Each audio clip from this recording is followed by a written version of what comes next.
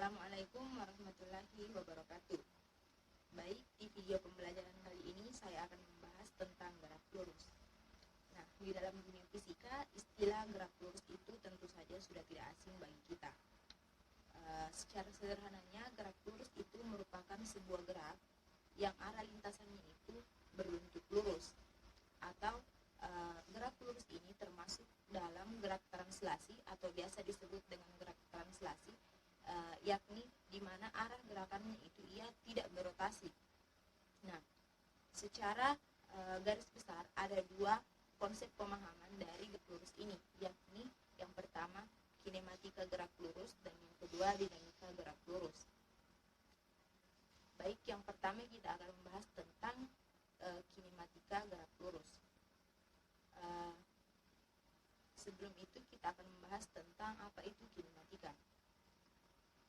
Secara sederhananya, kinematika itu merupakan cabang dari mekanika yang membahas tentang gerak, di mana dia itu tidak memperhatikan penyebab benda itu bergerak.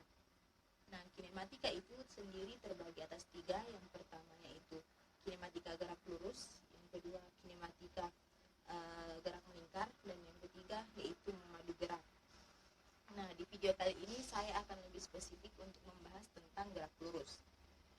Nah, seperti yang sudah saya jelaskan di awal, bahwasanya gerak lurus itu merupakan sebuah gerak yang arah lintasannya itu berbentuk lurus.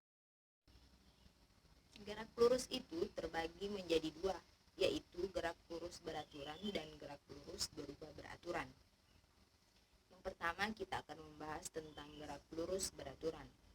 Gerak lurus beraturan ini merupakan gerak suatu objek di mana pada gerak ini kecepatannya itu konstan atau tetap, dan hal ini dipengaruhi karena tidak adanya perubahan kecepatan.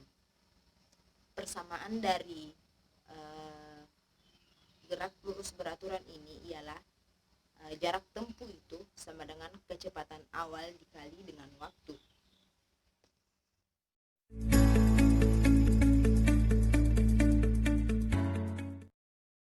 Yang kedua yaitu gerak lurus berubah beraturan.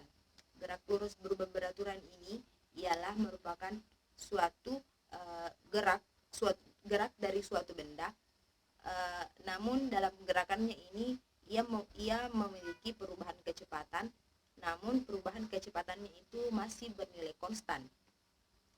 Persamaannya yaitu jarak tempuh sama dengan kecepatan awal dikurang kecepatan akhir dibagi dengan 2 dikali dengan waktu yang dibutuhkan.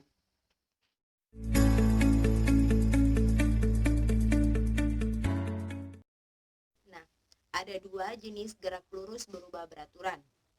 Yang pertama yaitu gerak lurus berubah beraturan secara vertikal, dan yang kedua gerak lurus berubah beraturan secara horizontal.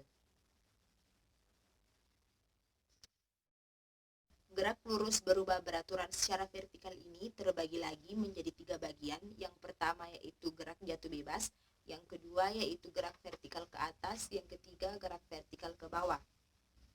Baik, kita akan jelaskan satu persatu. Yang pertama yaitu gerak jatuh bebas.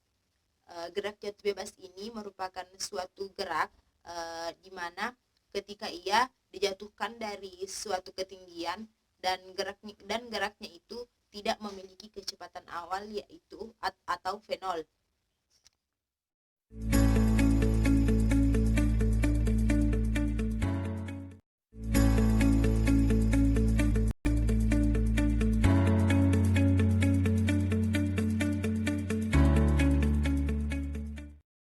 Yang kedua yaitu gerak vertikal ke atas. Gerak vertikal ke atas ini ialah gerak suatu benda yang dilemparkan ke atas, di mana pada gerakannya itu ia memiliki kecepatan awal sebesar V0 dan percepatan gravitasi ketika benda tersebut turun.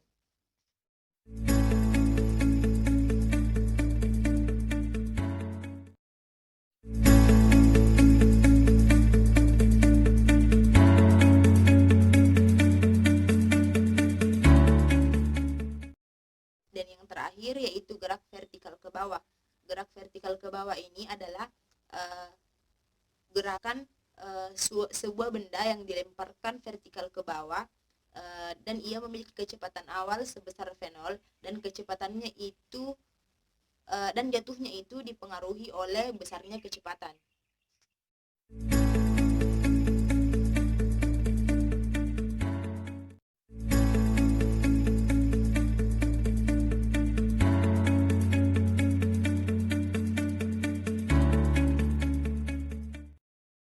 Kemudian bagian kedua yaitu gerak lurus berubah beraturan secara horizontal.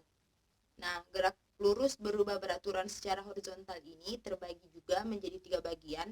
Yang pertama yaitu kecepatan akhir ketika T sekon. Di sini ia menjelaskan tentang besarnya kecepatan akhir dari suatu benda di saat T apabila ia diberikan kecepatan awal sebesar V0 dan diberikan percepatan sebesar A.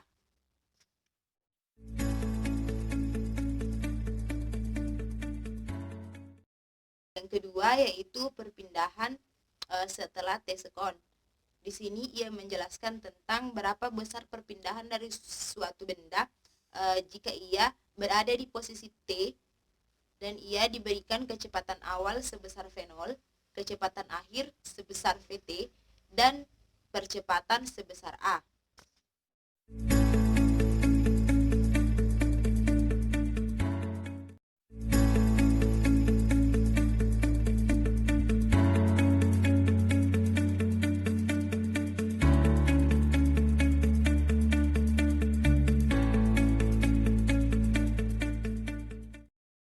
Yang terakhir yaitu jarak ketika T sekon. Di sini ia menjelaskan tentang berapa jarak tempuh dari suatu benda ketika ia berada di posisi T apabila ia diberikan kecepatan awal sebesar V0, kecepatan akhir sebesar Vt, percepatan sebesar A, tanpa harus mengetahui waktu yang dibutuhkan untuk menempuh jarak tersebut. Nah, dalam istilah gerak lurus berubah beraturan, kita mengenal istilah GLBB dipercepat dan GLBB diperlambat. Apa sih maksud dari kedua istilah tersebut? Nah, yang pertama yaitu gerak lurus berubah beraturan dipercepat atau GLBB dipercepat. GLBB dipercepat ini maksudnya ialah sebuah gerak lurus dari suatu benda di mana kecepatan atau V itu dipercepat dalam setiap 1 detik di dalam sebuah lintasan yang berbentuk lurus, atau bisa dikatakan bahwa sebuah gerakan benda di lintasan yang lurus di mana percepatannya itu setiap waktu semakin besar. Contohnya yaitu sebuah bola yang jatuh dari ketinggian.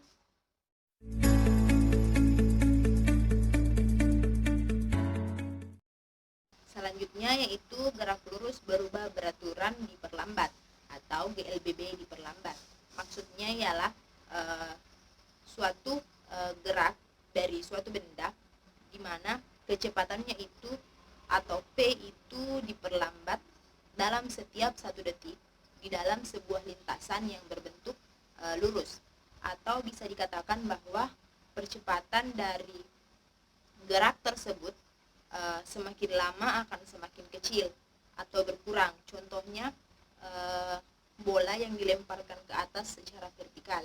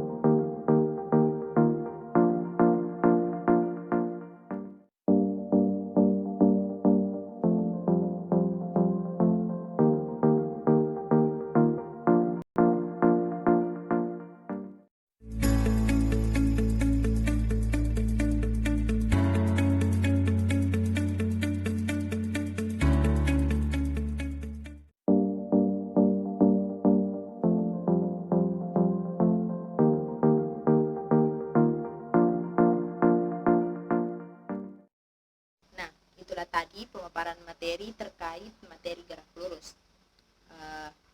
Semoga dengan video pembelajaran ini dapat membantu teman-teman dalam memahami materi-materi fisika, terutama materi gerak lurus.